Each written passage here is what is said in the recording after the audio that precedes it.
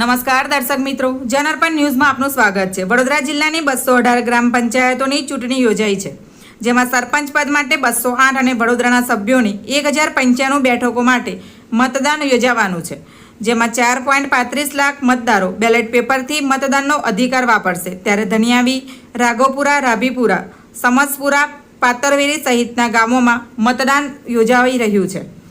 વડોદરા ગ્રામ્ય, પાદરા, ડભોઈ સહિત વડોદરા જિલ્લાની કુલ 329 ગ્રામ પંચાયતની ચૂંટણી યોજાઈ રહી છે।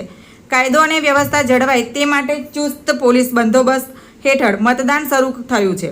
આજે બેલેટ પેપરથી મતદાન થઈ રહ્યું છે, જેમાં 248 ગ્રામ પંચાયતની સામાન્ય અને 83 ગ્રામ પંચાયતની પેટા ચૂંટણી યોજવાનું આયોજન કરાયું હતું, પરંતુ કેટલીક ગ્રામ પંચાયત સમરસ જાહેર થઈ હતી, તો કેટલીક અસંત સમરસ જાહેર થઈ, તો કેટલીક ગામ પંચાયતોમાં સીટો ખાલી પડી હતી, જેથી હવે 210 ગ્રામ પંચાયતની આવતીકાલે ચૂંટણી યોજાઈ છે। પાતલવેરી ગામમાં મતદાન કરવા માટે મહિલાઓ વધારે ઉત્સાહ જોવા મળી રહ્યો છે। Bureau report, Janarpan news. આવા જ નવા સમાચાર જોવા માટે જોડાઈને રહો જનઅર્પણ ન્યૂઝ સાથે। અમારી ચેનલને લાઇક કરો, શેર કરો, સબસ્ક્રાઇબ કરો। ધન્યવાદ।